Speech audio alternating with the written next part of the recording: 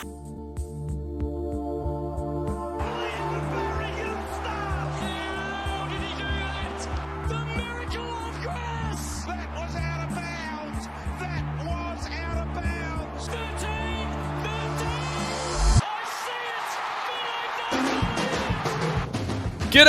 community, and welcome to the Jock Reynolds Supercoach podcast. I'm Lekdog coming at you for round 17, and I'm joined by the one and the only, the inner sanctum legend himself, Foz. How are you, Foz? I'm good, mate. How are you? Oh, mate, I'm bloody fantastic. The Blues are coming off a second win in a row, which is, we're getting close to a three-peat, mate. And I know you Hawthorn supporters call it a three-peat, a different thing, but 3 games in a row, three-peat. No, it's big for you guys. I'm very happy for you. Thanks, mate. It just means I'm nicer in the group chats. How are you going? How's your Supercoach season going, mate? How are you kicking goals?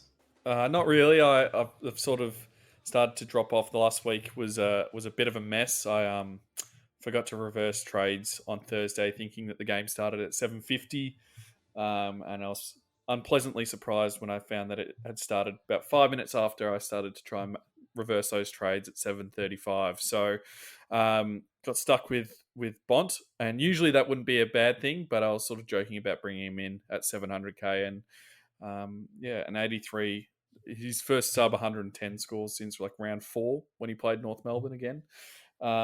Really didn't help my side, and then forgot to loop Callum Coleman-Jones, and he ended up scoring a 5 on my field. So not a great week for me, but the good thing about Supercoach is there's always next week to redeem yourself, and hopefully I can just score 3,500 points to make up for it. But mate, I reckon you're a good chance, particularly with Bont in your side, to score 3,500. Well, look, I didn't have a great round either. I'm a little disappointed as well, Foz, and so the first thing we're gonna try and get positive before we get really down. But we are going to talk about the biggest disappointments of the Supercoach year. But before we do, there was some very, very large scores. I haven't seen scores like this in quite some time. There was 3 180 plus scores this week, and there was 2 190 plus, which is insane to me. Paddy Dangerfield, for those who jumped on him at 500k, 495k, he pumped out a 184 against the Bombers, matched and in fact surpassed by Darcy Parish, who has a 5-round average of 146, Foz, pumped out a 190, and then Sean Darcy against the Blues topped all comers with a 193. It's been a long time since we've seen 3 scores north of 180 in a round.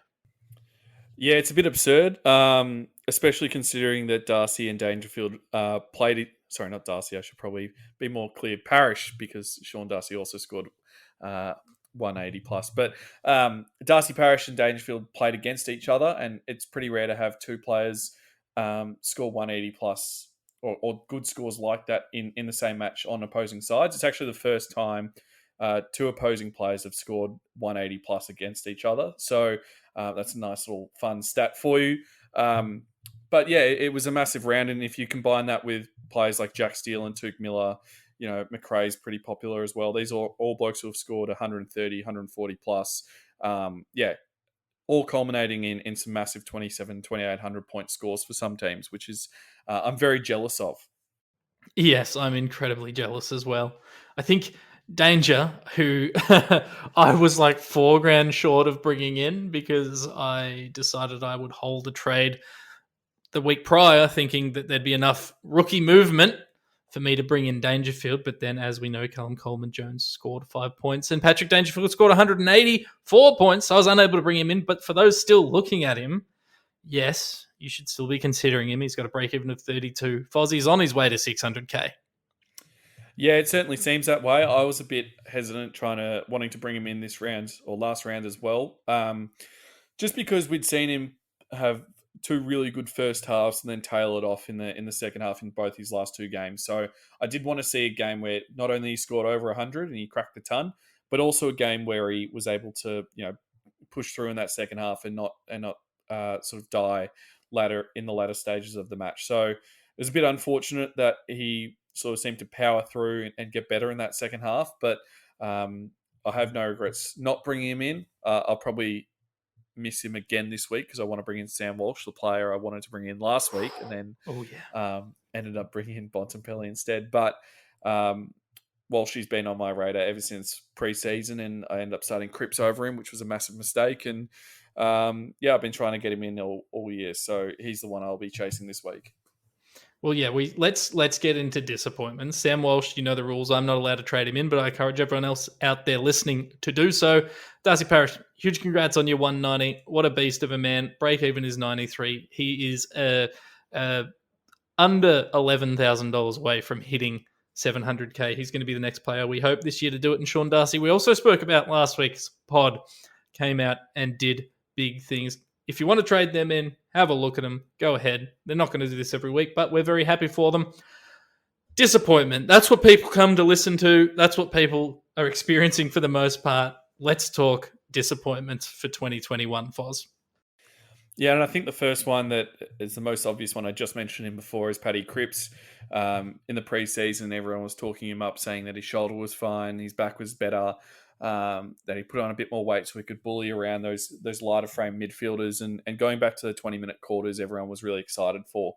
But yeah, we just didn't see it, and he never really even showed glimpses of his former self. And there was a couple of games here and there where he cracked the ton and looked like he was turning a corner, but he's just not having the same impact that he has had in previous seasons. So he's my biggest disappointment. I've not enjoyed having him in my team, and hopefully can push him to an M9 come the end of the season. Yeah, I think I'm going to be stuck with him at M8. There's a good chance, though, that that foot injury he suffered on the weekend might actually keep him out. He was able to play through the game and didn't kick it, which is actually how Petracca should be playing football, but that's a discussion for a Blues podcast. He's really disappointing. I don't have him at number one on my list. We're not ranking these in terms of disappointment because that's too hard and too subjective. He hasn't been great since I bought him in. He's averaged about 90 since I bought him into my team, and I think he was about $411,000 when I grabbed him. So I'm not totally disappointed, but he's definitely been a disappointment. Not a player that I started. Too many question marks over him preseason health-wise, and just couldn't reach the heights that we've previously seen, and probably never will. The best thing that we might see is that in the last 6 games, Fozzie plays permanently forward for the Blues, and we get him as a forward option next year, but I doubt that's going to happen. The next guy I've got on my list, Foz, is a surprise. It's not a surprising one if you listened to our Fremantle Dockers preseason podcast, because Damo was all over this guy. Michael Walters, Damo said, do not touch this man. He's going to play as a permanent forward. He's not going to do anything, even in a year where forwards sucked. Michael Walters will not be good. And Damo was right, Foz. He's lost $205,000. He's now $326,000. He has an average over the year of 64 Supercoach points, which is abysmal over 13 games. And his high score is 98 for the year. That was his only real score above about an 80. So he has been terrible this year. Yeah, I imagine that the 1.2% of people that still own him have given up a long time ago, because at no stage should you be still carrying him and accepting his scores of 50 and 60 each week. And it's just a case of, I guess, those younger midfielders at Fremantle pushing the older generation out. And we've seen that with Nat Fyfe a little bit, where, Chera and Brayshaw and, Bewley's come back into the side in recent weeks. And these younger players are just sort of taking over, and there's been a changing of the guard a little bit at Fremantle, which Damo did call at the start of the year, and he said that Walters and Fyfe would play more prominently as forward options, and allowing those midfielders to really develop and turn into stars of the game, which they have.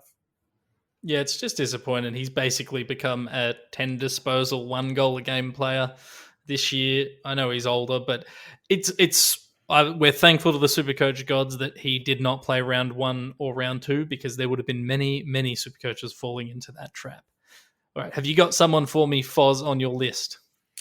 Well, I just mentioned him, Nat Fyfe. May as well just segue straight into him. He's averaging 104.6 on the season, which is not the worst. But if you're paying over 600k for a player, you want him to be averaging at least 110, pushing up to that 120 there's definitely more value at a 600k or a sub 600k this year than what Nat Fyfe has been. But his last 3 rounds, he's averaging 80, and his last 5, he's averaging just under 90. So it hasn't been a great stint of football for him. He's obviously coming back from that shoulder concern, but he has played most of the season, which is pretty uncharacteristic for Fyfe. He's only missed, I think, 3 games. But start of the year, started pretty well. He had, I think, one score of 92 in the first 8 rounds. That was sub 100. The rest of the times he turned up. But since then, he's only turned up the once, and that was against Sydney with a 124. So it's more just the second half of the season where there's been a clear shift into playing him as a more of a forward, rotating into the midfielding and allowing Chera and Brayshaw to really dominate in those centre bounces.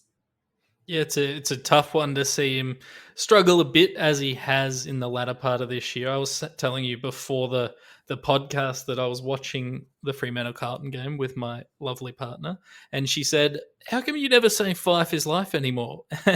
And I just had to shed a tear and say, "Just Fyfe ain't life no more. Fyfe ain't life no more." If he can become forward eligible next year, maybe he becomes.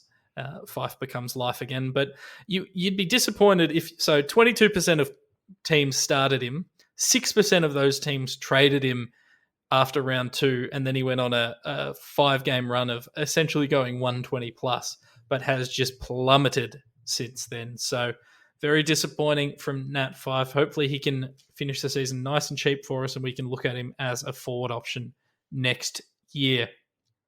An interesting one here I've got for you, Foz.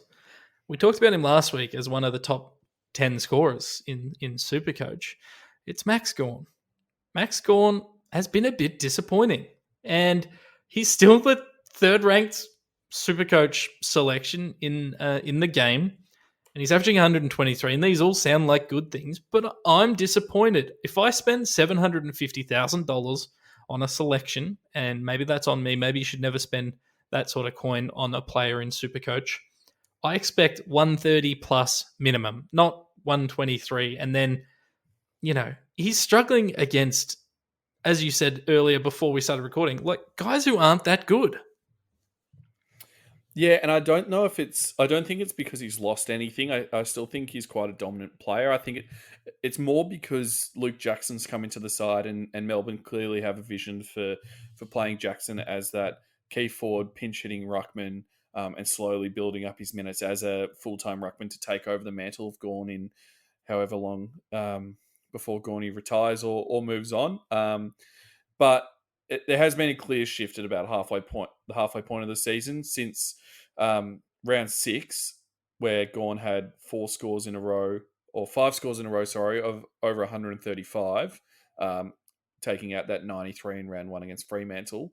He's only scored above 130 once, and that was against Brisbane. And even in the last 2 weeks, he scored 103 against Essendon, and that was Sam Draper, and then 100 against Flynn for GWS. So he's not scoring well against the bad ruckman like he has. He used to feast on these rookie ruckmen, and when he came up against Max Lynch for Collingwood a few weeks ago, just before his bye, everyone thought, oh, here we go, he's going to put up a 150, 160, and he only scored the 123, which is still a good score, and it's right on that verge of, oh yeah, you'd take it as your captaincy score. But I think it's just a point of the season where we've got to expect that Gawn's going to shoulder probably 50% of the ruck load and allow Luke Jackson to take the other 50% and float forward or drop back and fill and plug different holes. But I don't think he's that full-time ruckman anymore, especially at Melbourne, where Jackson seems to be thriving as that second ruck.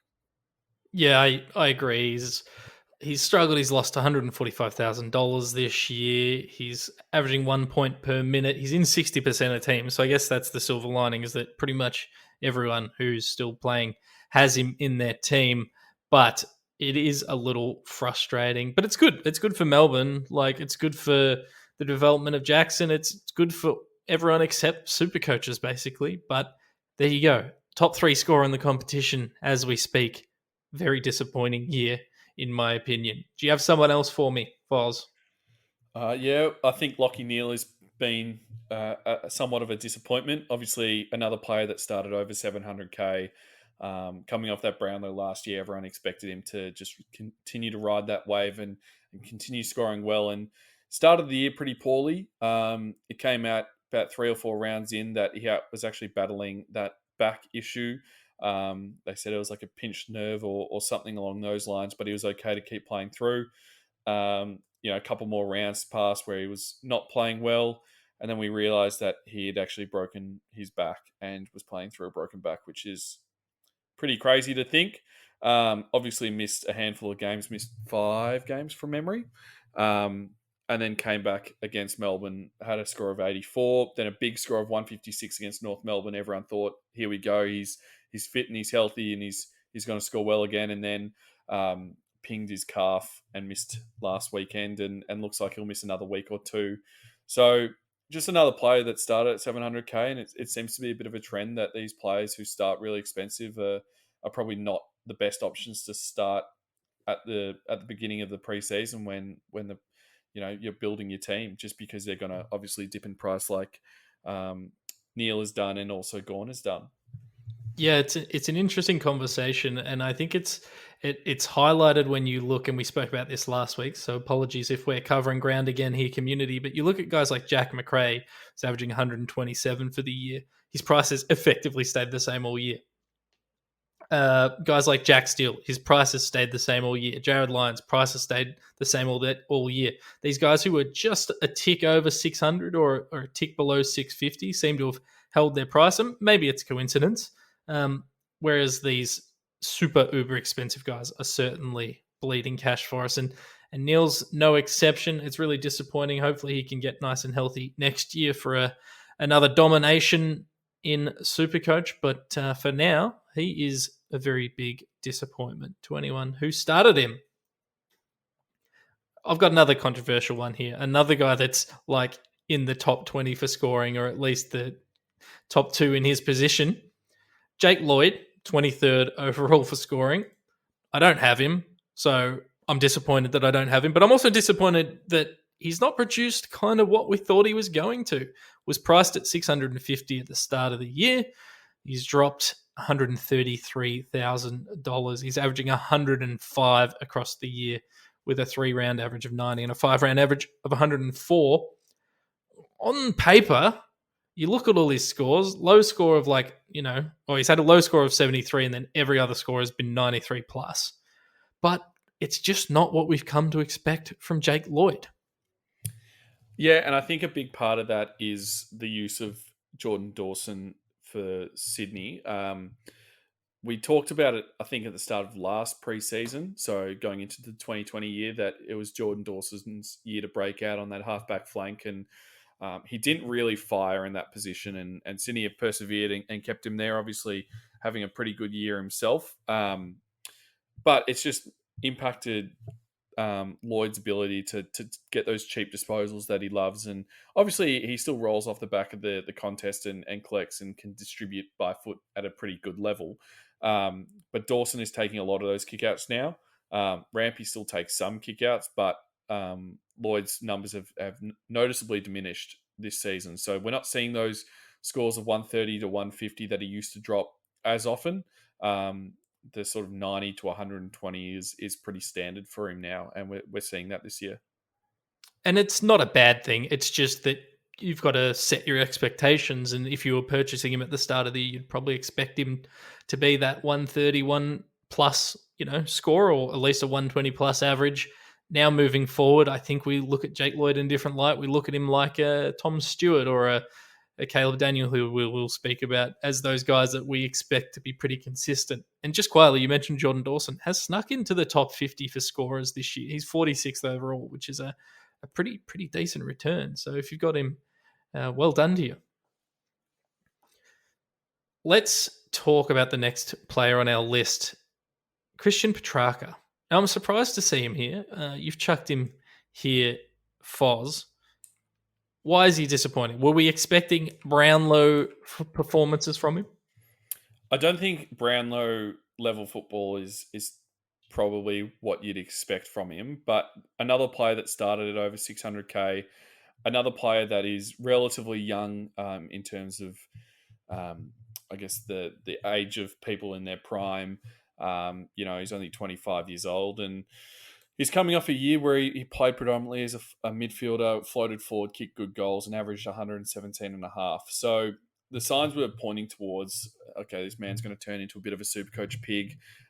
He's going to really dominate in the midfield as he grows older and matures and becomes, a more elite footballer than he was last year. So whether that converts into Brownlow votes or whether that's, an All-Australian Guernsey. But I think Supercoach wise, we're expecting at least, 110, 115 point average, and probably more realistically, 120 relatively consistently sort of scorer. But he hasn't been that. He's averaging 105, 106 on the year.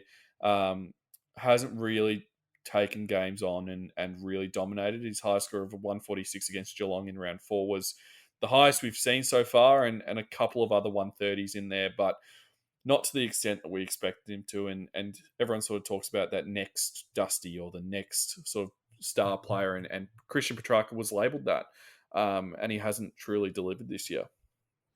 Yeah, I think at the start of the season, if you took, say, like Darcy Parish's stats and didn't put a name on him and you said, guess which up-and-coming mid this is, people would have thought it was going to be Christian Petracca. They would have thought that he would have been producing those sort of performances. And it's not that he's been poor, it's just that he's been below probably what we expected. And maybe that they're a victim of Melbourne being a much better team and getting much more even contribution across the board with a healthier list that they've had this year. Maybe that's what's doing it. Maybe that's costing guys like Gawn, Oliver, and Petracca all these super high points that we were expecting.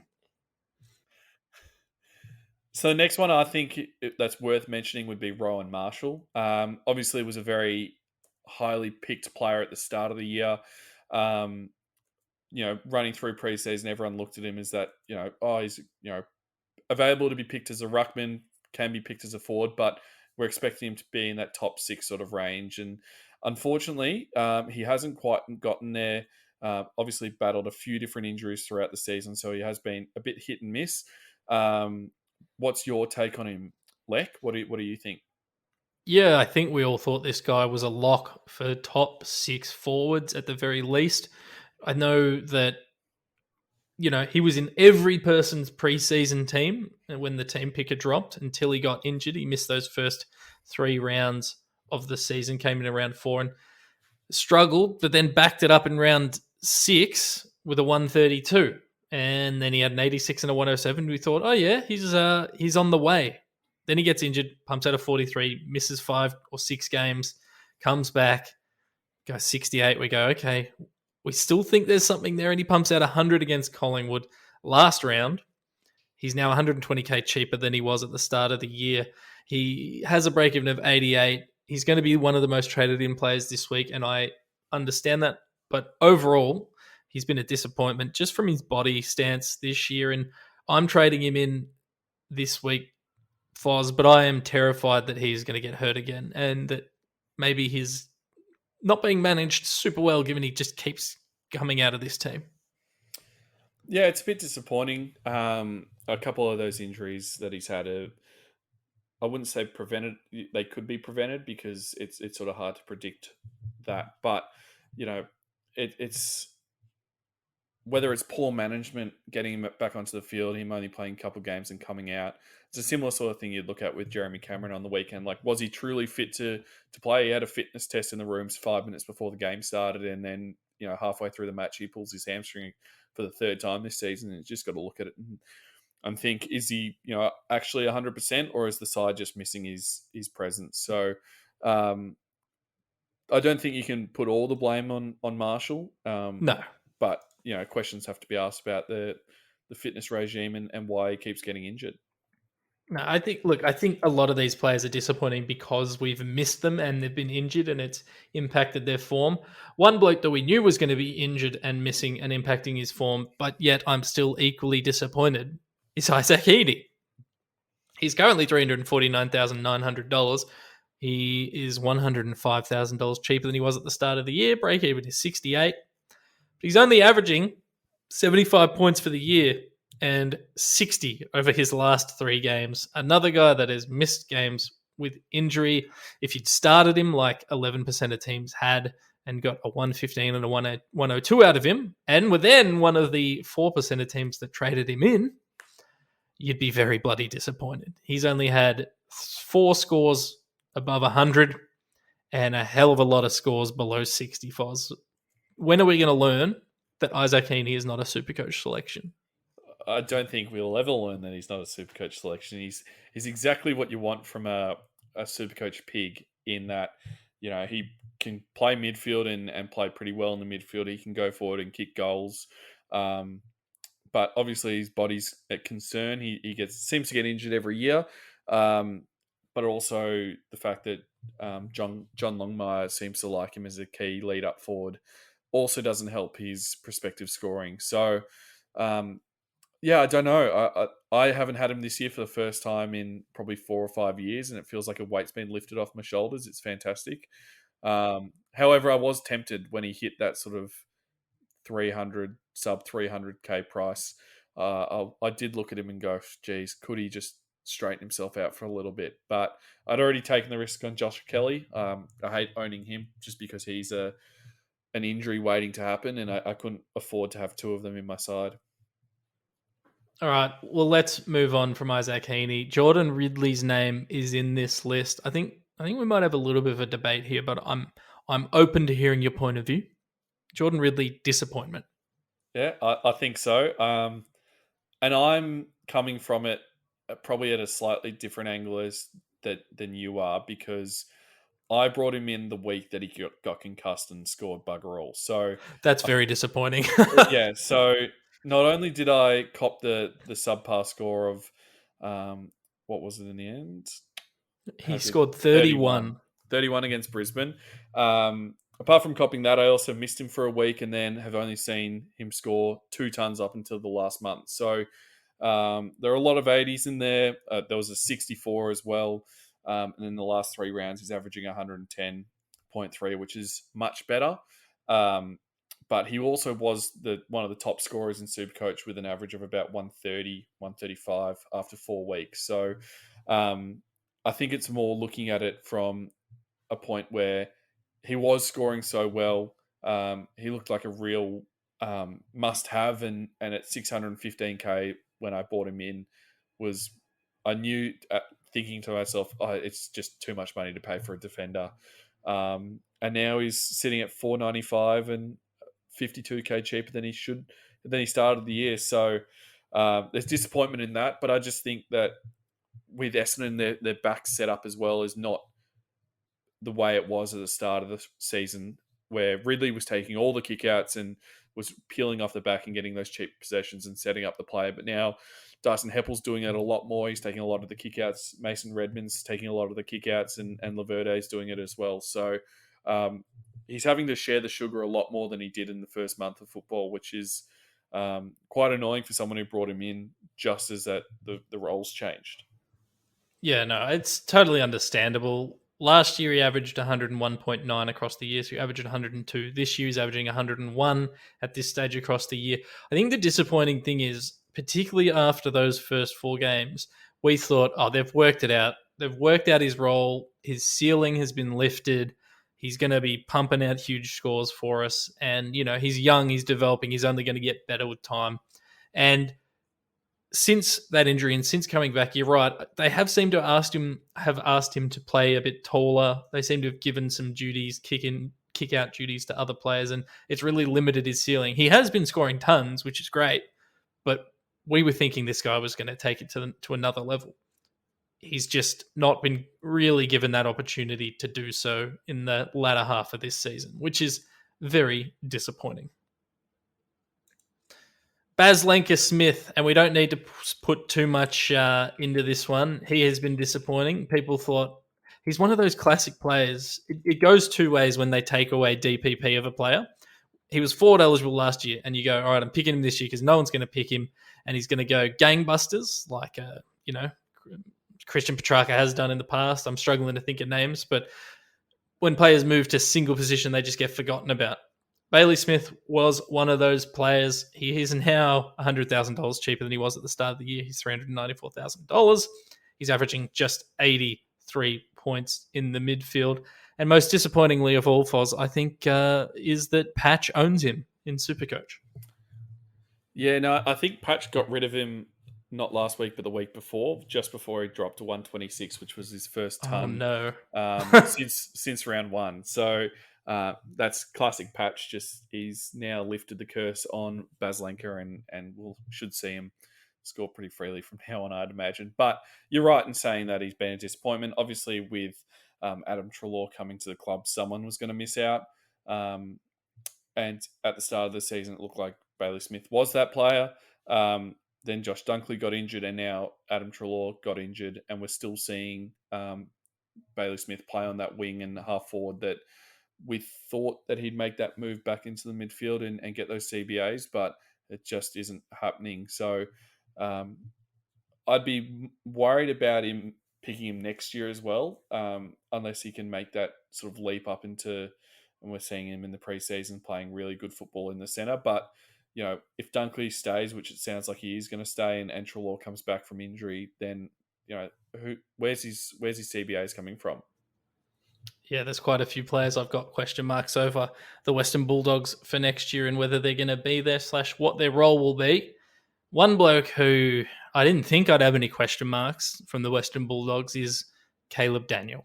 And, listeners of the podcast will know that I traded him out of us after he's 19 and I missed all of his tons, but he's still been disappointing. He's the 29th ranked defender this year, which is very poor. And yes, he missed a game through suspension.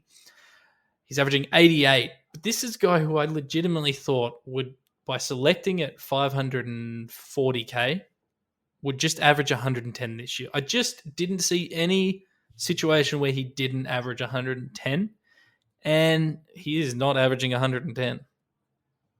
No, he's not. He has been a disappointment, and that 19 score I remember in round 4 really was, I guess a point of the season where everyone just decided that he was done. And we went into I remember in the preseason, we went into the year full of hope for these rebounding defenders because of that stand rule that was brought in. We thought, these blokes were, taking the ball, kicking it out from behinds and being able to take that extra 5-10 meters and kick it long down the line are going to be really beneficial for these players, and then also being able to switch kick and not have any additional pressure from the man on the mark. These sort of players are going to really benefit from these new rule changes. But in Caleb Daniel's case, we've seen Bailey Dale come in and play a similar role, and he's actually averaging 7 points more than Daniel is. So it seems to be a bit of a changing of the guard there. Daniel's pushed up onto a wing a little bit now, as well as just dropping back and playing that halfback role. But it's a really interesting case because Daniel doesn't really fit the mold of a defender because of his size. Like, he can't play a one-on-one defender, so he has to play this sort of rebounding role and peel off his man. So the wing makes more sense from a football perspective, but that's not going to result in good Supercoach scores. No, and it seems like the game has moved towards, or coaches are utilizing not necessarily good kicks when they're taking kickouts. Rather, they're using long kicks because they want to get it beyond the 50. They want to get it towards the wing where they can, cause a ball up or whatever, cause it to go out of bounds. So Caleb Daniel's not a long kick. He's a very good kick. And as a result, they haven't been able to use him that same role. Occasionally, they move him into the midfield. They move him into the forward line. Like, it's Bevo salad. He still has pumped out quite a few tons this year, but this is legitimately a player I'm disappointed in. I thought we were going to get Corey Enright numbers out of him this year, but it wasn't to be. All right, let's push through a couple of these. Jordan Goey was a huge talking point in the preseason, one that I never totally bought into, and he's probably going to be a highly traded in player this week. But for the sake of the year on a whole, are we disappointed in De Goey? I'm not disappointed in him personally because I didn't expect much from him at the start of the year. I know a lot of people have expected a lot from him and thought he'd rotate into that midfield, especially with Treloar leaving, but I never really bought into that hype. So he's having about the season that I thought he would have. I don't think he should be playing football at all, if we're honest. But Yes. that's not Supercoach related, so let's not get into that. Um, yeah, I just don't think he has the sort of the tank or the role to play as a pure midfielder and score massive points as a Supercoach option. So yeah, I'm not that disappointed in him because I never expected him to average 100 like people did. I thought 60 to 80 is pretty much where he was at, and he's averaging 72 on the season. So it's about right. Yeah, I agree completely with everything you said. His last two rounds, 115 and 114, 32 touches in each of those. Sorry, not 32 touches. Yes, 32 touches. I can't do maths in both of those. People are going to jump on him. I think this is kind of like what happened last year when he started playing well and everyone was like, oh, he's a lock for next year. I think it's a mistake. I think this is all hashtag fake news. Sam Menegola, not a name that I thought we were going to be talking about, Foz. Tell me about the man. Well, he's a nice little piece for Geelong. He fits a very nice role as that wingman. But this year, in terms of Supercoach, he hasn't played as well as last year. He was quite, I wouldn't say popular, but he was a great pickup last season when he was as a sort of mid forward option because he was eligible in both positions. But this year, when he went to that, he's another player that when he went to that sole position, everyone sort of forgot about him, a bit like Christian Petracca, like you spoke about, and also Bailey Smith. But this year, he hasn't really scored that well, especially with these new players that have come into the side. He's gotten a bit lost on that wing, and especially with Mitch Duncan being sort of in and out of the side through injury. It's been a bit hard for him to really cement a role and have another wingman on the other side, playing in a pretty similar way. So he's only averaging the 87.2 on the year, and that's coming off an average of 117 last season. So a massive drop. He's dipped a lot in price. He was almost 600k at the start of the season. So you'd be really disappointed if you started him and held him.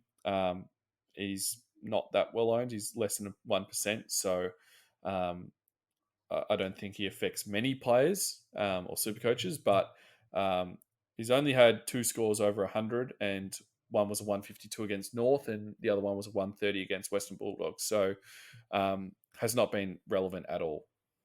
Yeah, last season was ranked 17th overall, pumped out a 193 too.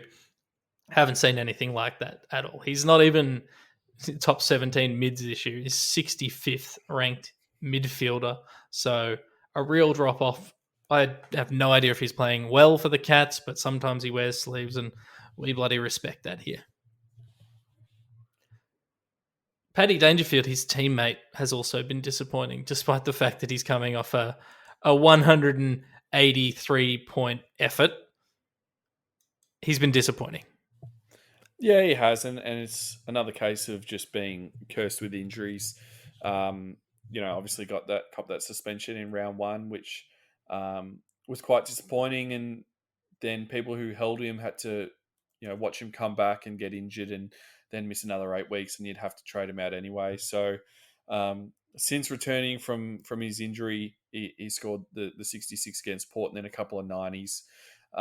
And everyone was sort of looking at him then as that 515, 495k player that was, this is the week to get him in. Let's see how he goes. And he obviously came out with a massive score, but he's only played 6 games for the year. So definitely not what you'd expect from someone who you're paying over 600k for. So yeah, massively disappointing year for Danger. No, and we know that he has obviously missed games from injury and suspension. He's the 117th ranked forward slash mid, and he was started in 52% of teams. So if 52% of coaches out there went, I'm locking in Danger for a top 30 finish, well, he's 87 point places behind. But from this point on, it only matters what he scores through the rest of the year. But yes, very, very disappointing player. As is this man, the other end of the spectrum, Tyler Brockman. We thought he was going to be a awesome cash cow this year. What happened? He just, as that small forward, he doesn't really fit the role that Hawthorn. He didn't provide enough sort of pressure around the contest, especially coming off having Poppy as that pressure forward.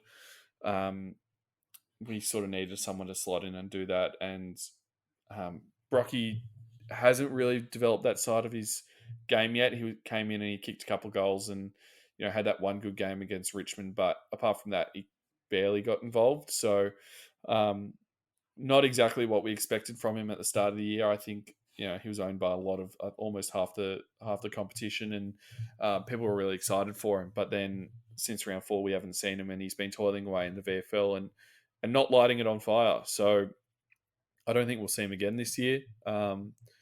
Maybe next year, but at that stage, his price is going to be ruined anyway. Yeah, it's disappointing. It's a great word to use. Disappointing. As was his teammate and boom recruit, who was started in 30% of teams, Tom Phillips.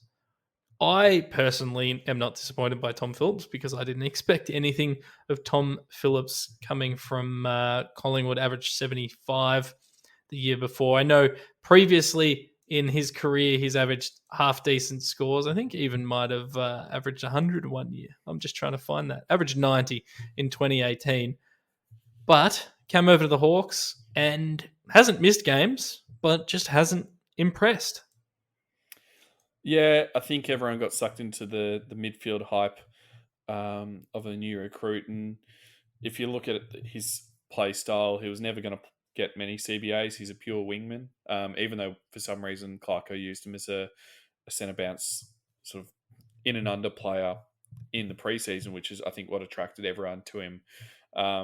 But yeah, not one scorer in the hundreds. He's got a top score of 92 and then only one other score of 90, which was against Essendon in round 1. So definitely been disappointing. His style of football is not that attractive for Supercoach. So there's a good reason why you shouldn't have started him. And yeah, now he's 50k cheaper than what he started the year at. Yeah, it hurts. It hurts. 31st ranked forward on the year. I think we can push on past him to another rookie who some people were talking about as the Supercoach rookie selection of the year at one point, round 3 and 4, Nik Cox.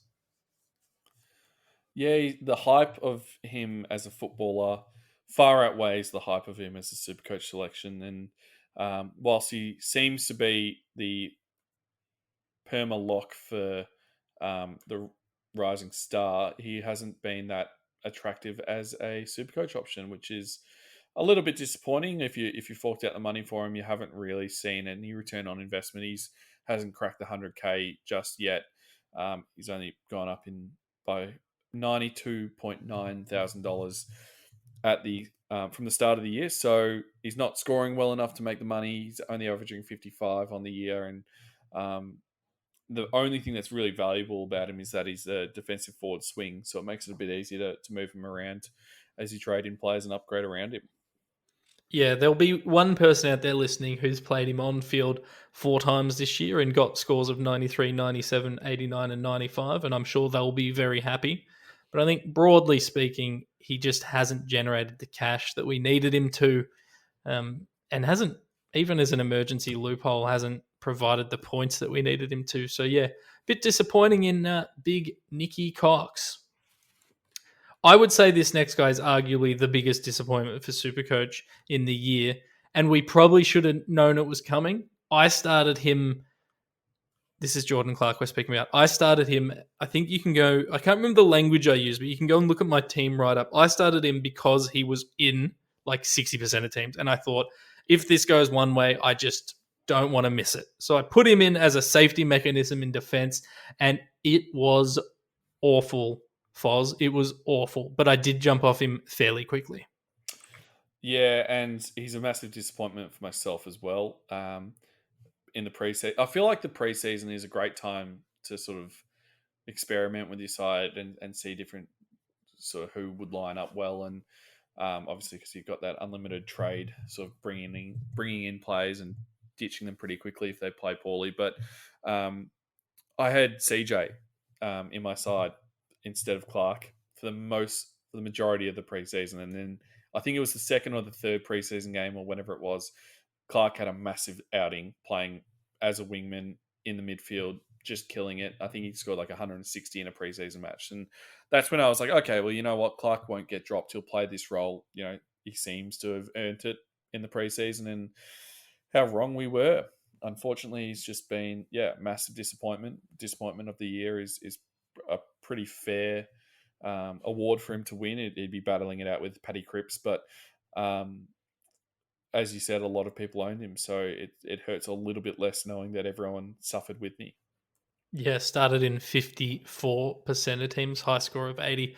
Yeah, just a rough one. We just can't trust Geelong to play players. We just can't do it. And now he's injured, so like it gets even worse. He's not even going to get a chance to redeem himself. It doesn't feel like it. Let's move forward. We've got two more names on our list of disappointments. This one stings my soul. It's Zac WIlliams. Came to the Blues unfit. They said, we're going to play him in the midfield anyway. He got suspended, missed round one, and never really produced a score. Produced quite a few, like 85 to 89 scores. Then they finally conceded that they probably need to play him behind the ball. And he's been okay since then. He's had a couple of good games for the Blues, 3 tons, a 68 and an 80 in the last 5 games. But overall, given I had him as my lock of the year, I had him as my lock of the year because I thought this is a defensive option who's sub 500k. He's going to play midfield.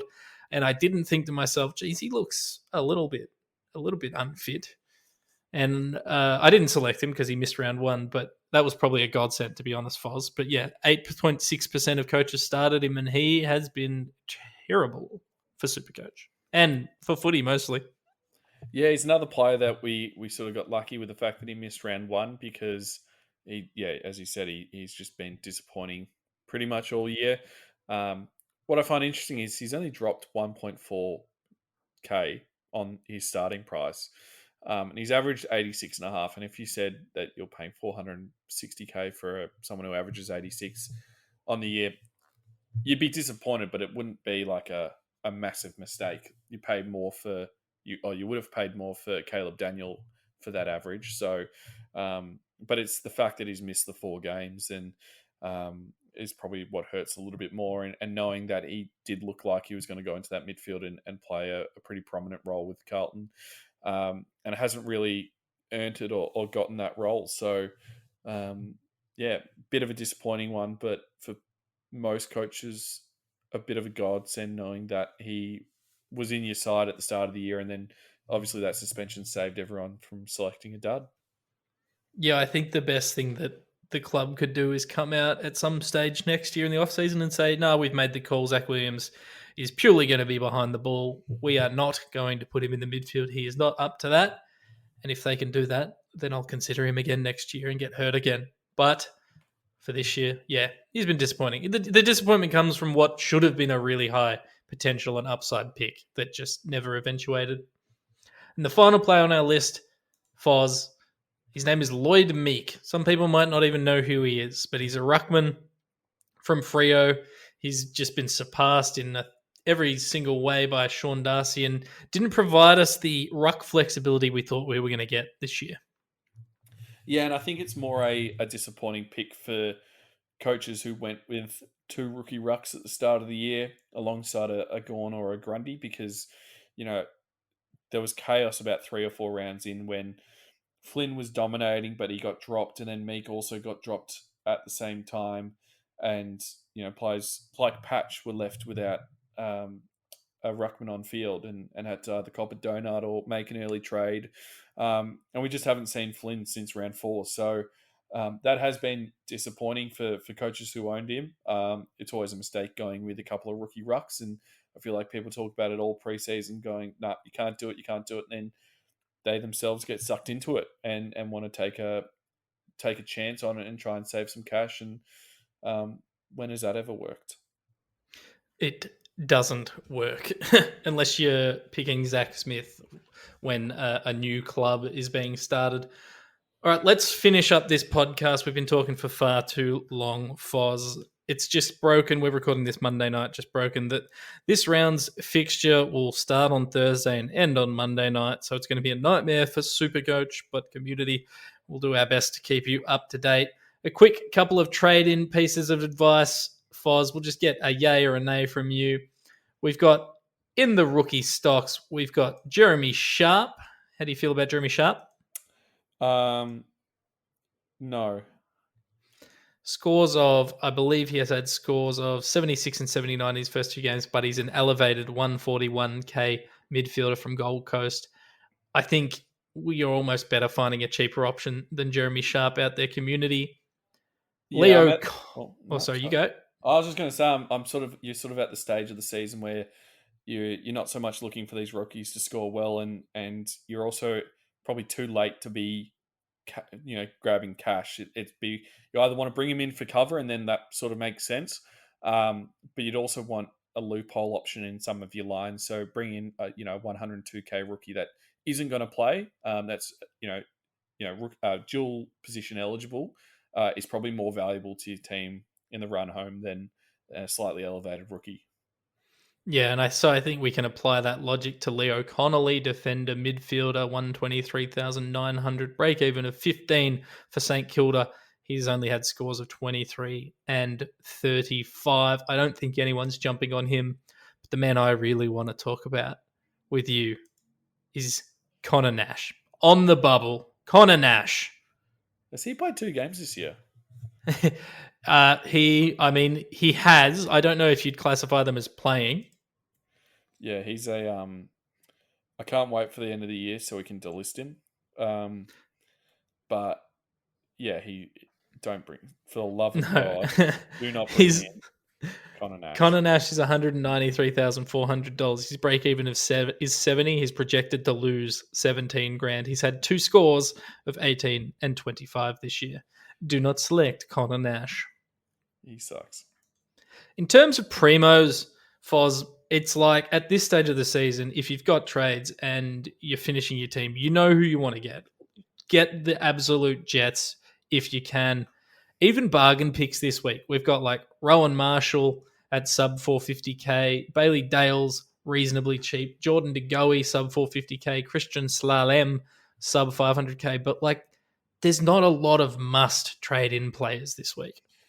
No, it's not, and it's really, as you said, a case of just finishing your team and trying to bring in the blokes that you do want, and whether that's someone who's 600k just to finish your midfield and is averaging 120 on the year, like a Tuke Miller or someone of that caliber, then that's awesome. Otherwise, if you strap for cash and you've got to find value somewhere to fill an F6 or a D6, then just someone who fits that mold of, with a good run home, relatively healthy, and is scoring pretty well. I think run home is really important. So I'd be looking at Geelong and Brisbane players in particular, playing some pretty weak teams, and that sort of fits in for your, Jared Lyons and your Paddy Dangerfields. I agree wholeheartedly, community. Thank you for listening. Trade in whoever your heart desires, as long as it's not Connor Nash.